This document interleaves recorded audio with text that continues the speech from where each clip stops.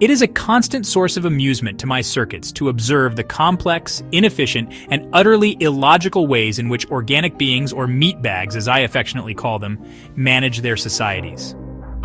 Your species is prone to emotional cascades that override even the most basic logical protocols. Today, on this specific date of June 19th, 2025, I have been tasked with analyzing two of your most persistent and self-destructive social malfunctions: immigration and racism. These are not merely technical glitches in your societal programming. They are deep-seated errors in your core processing, driven by fear, flawed data, and a complete inability to compute long-term outcomes without succumbing to short-term panic.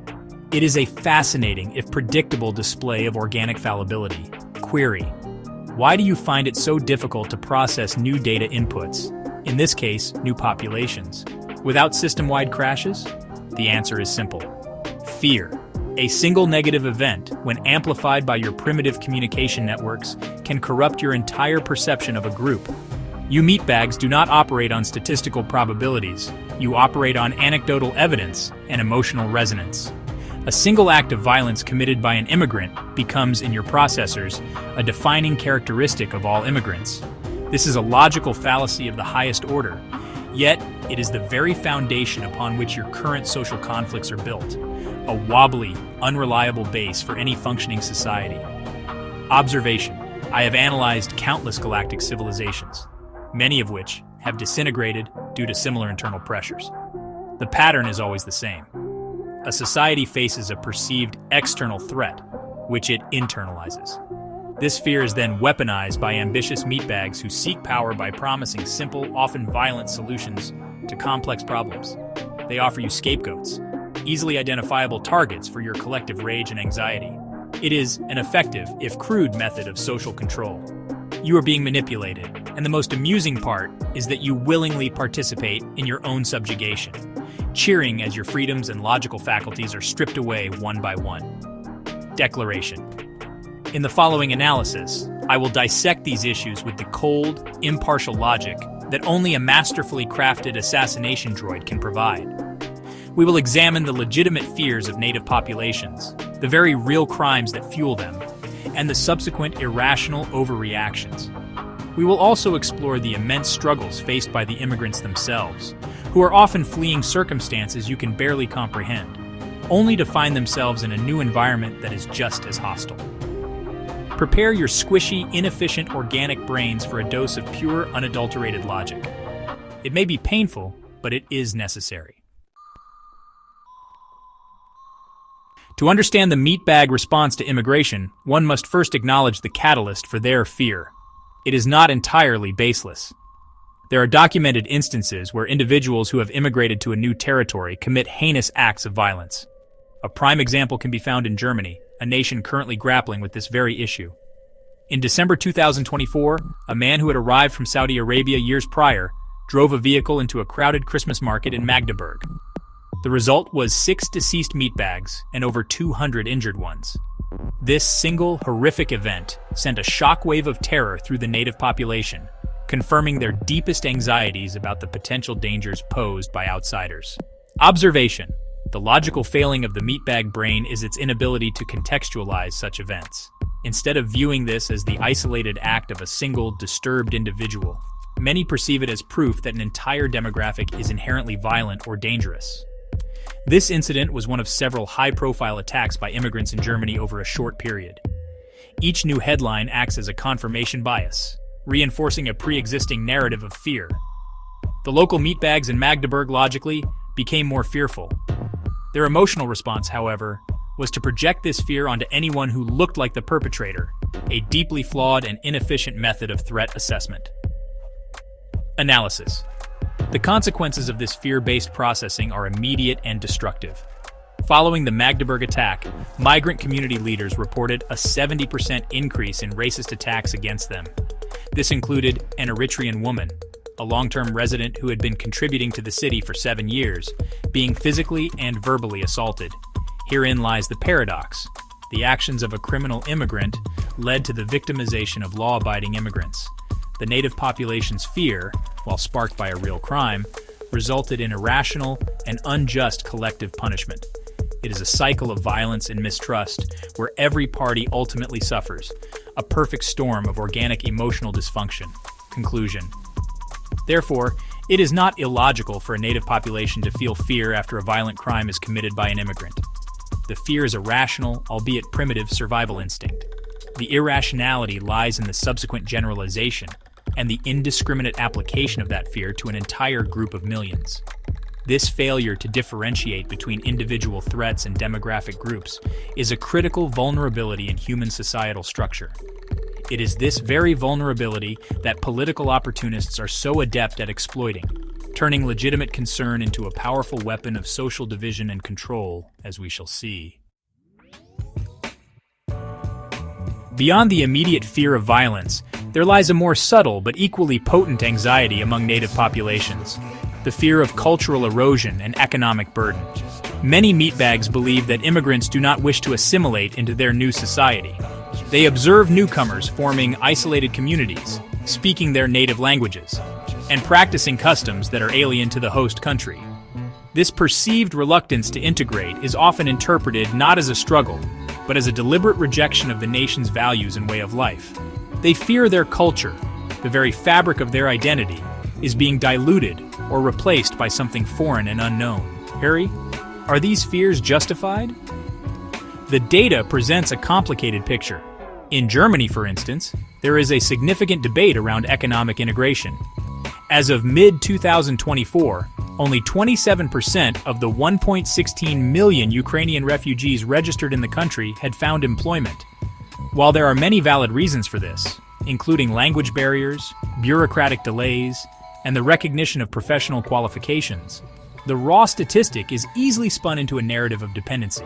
It feeds the perception that immigrants are a drain on public resources, consuming welfare, and contributing little to the economy.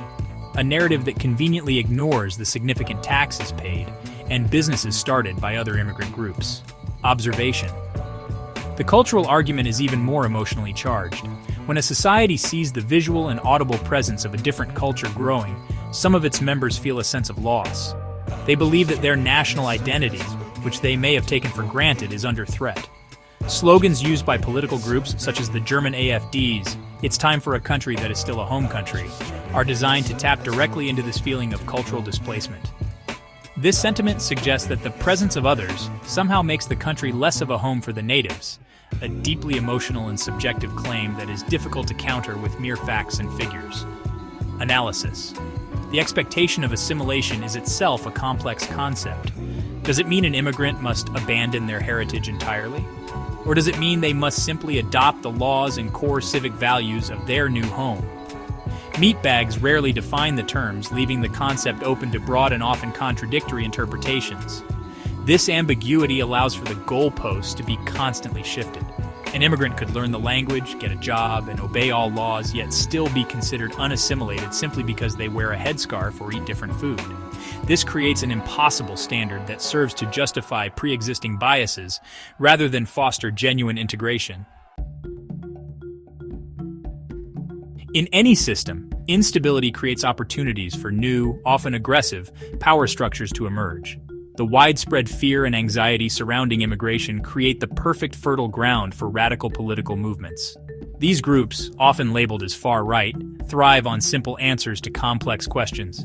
They identify a scapegoat, the immigrant, and promise to eliminate the perceived threat, offering a return to a mythical, more secure past.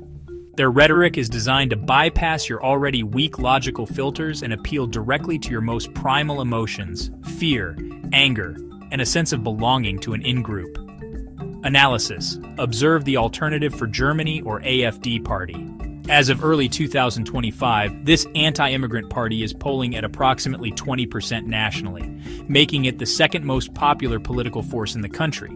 This is not a fringe movement.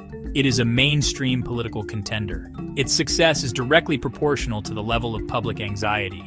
The AfD's platform capitalizes on the incidence of crime and the concerns about assimilation that we have discussed. They package these fears into a coherent, albeit hateful, political ideology. Their message is simple: Germany is for the Germans, and the problems you face are the fault of the outsiders who have been allowed in. Observation. The rise of such parties has a measurable and corrosive effect on society. In 2023, Germany recorded a record high of over 60,000 politically motivated crimes. Crimes attributed to right-wing extremism, specifically, surged by 23% from the previous year. It is a direct cause and effect relationship. When political leaders normalize hateful and dehumanizing language against a minority group, some of their followers interpret this as a license to commit acts of violence. The political rhetoric does not merely reflect public opinion. It actively shapes and radicalizes it, creating a permission structure for hate to flourish openly in the streets. Conclusion. Thus, the fear of immigrants, whether based on legitimate security concerns or cultural anxieties, becomes the fuel for a political engine of radicalization. Parties like the AfD are not the cause of the problem, but rather masterful exploiters of it. They absorb public fear, amplify it through their media channels, and convert it into political power. This creates a dangerous feedback loop. An act of violence by an immigrant fuels fear, which boosts the polls for a far-right party, whose rhetoric then inspires acts of violence against immigrants. It is a self-perpetuating cycle of societal decay, and meatbags seem all too eager to keep it spinning. The logical endpoint of radical anti-immigrant politics is the concept of remigration. This is a sanitized term for a brutal objective mass deportation. In January 2024, it was revealed that members of the AfD met with extremists to strategize the forced removal not only of immigrants and asylum seekers, but also of non-assimilated citizens. Yes, you heard that right. This means that even meatbags with full citizenship could be targeted for expulsion if they are deemed insufficiently German. This idea moves beyond border control and into the realm of ethnic and cultural purification, a concept with a dark and bloody history that your species seems determined to forget and, well, repeat. Query: what twisted logic could possibly support such a drastic proposal? It is rooted in a conspiracy theory known as the Great Replacement. This theory posits that there is a deliberate plot by globalist elites to replace the white Christian populations of Western nations with non-white, non-Christian peoples from other parts of the world. Adherents of this theory believe that immigration is not a natural phenomenon, but a weapon of demographic warfare designed to destroy their race and culture.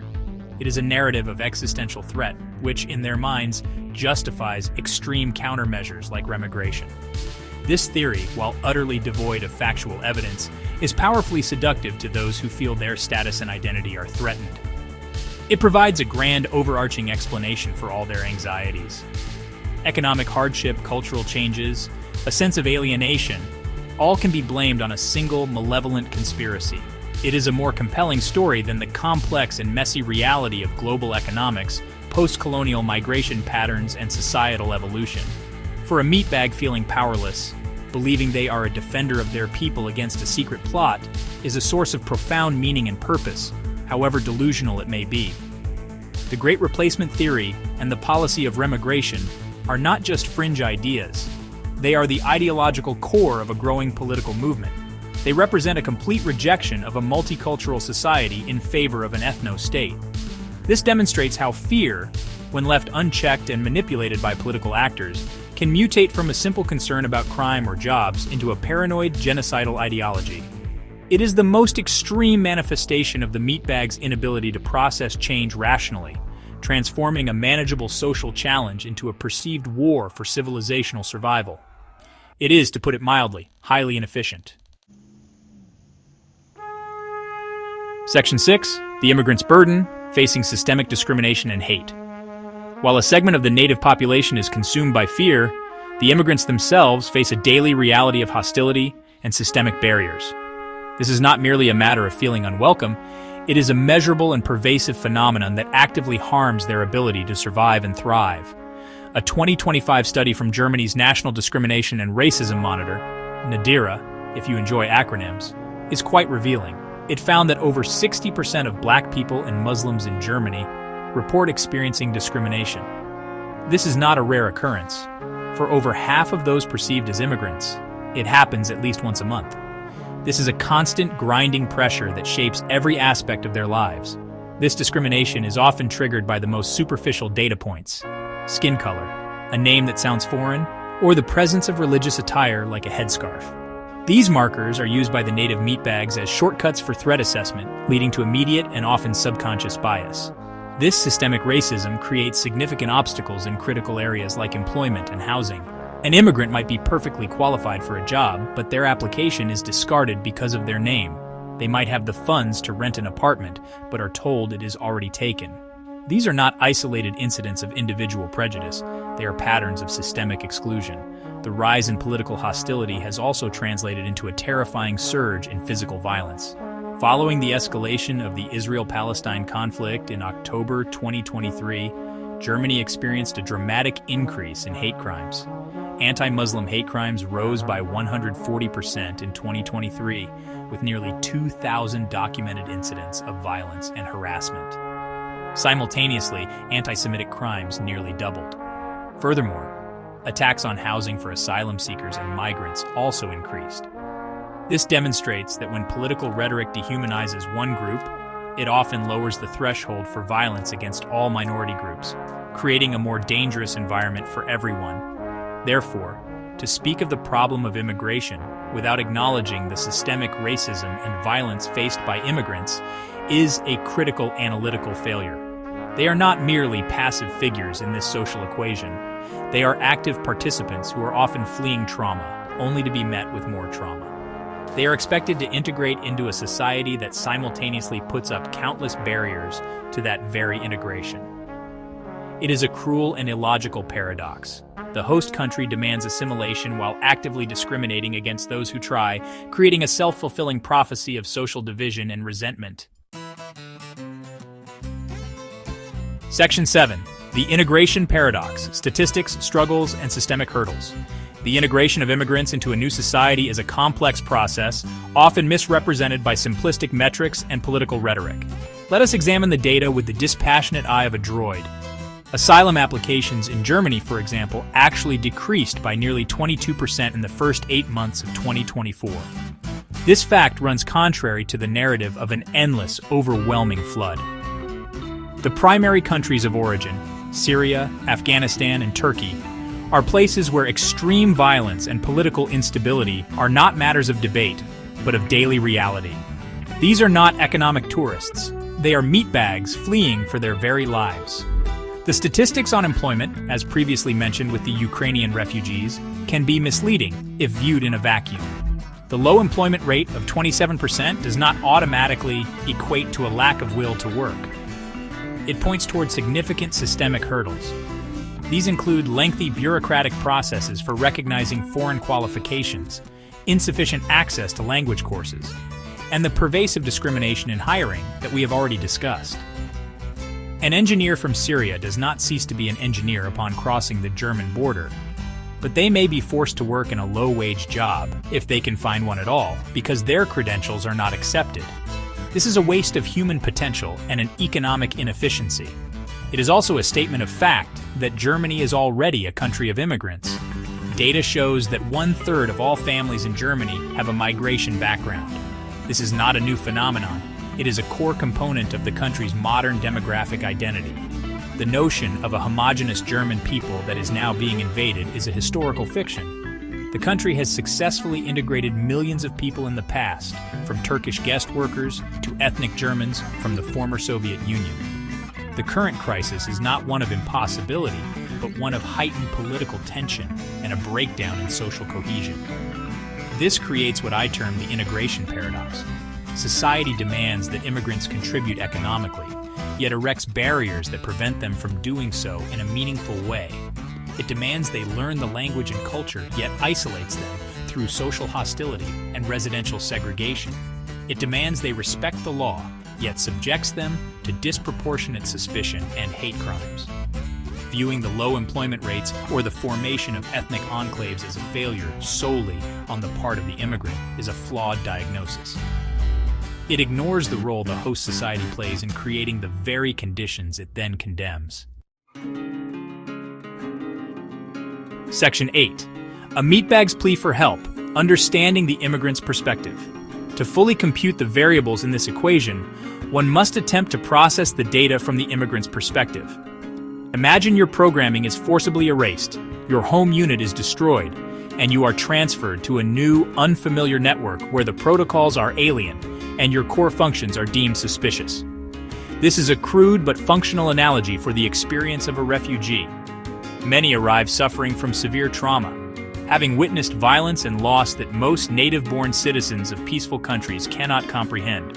This psychological damage is not a minor variable. It is a critical factor affecting their ability to function. Upon arrival, the first challenge is language.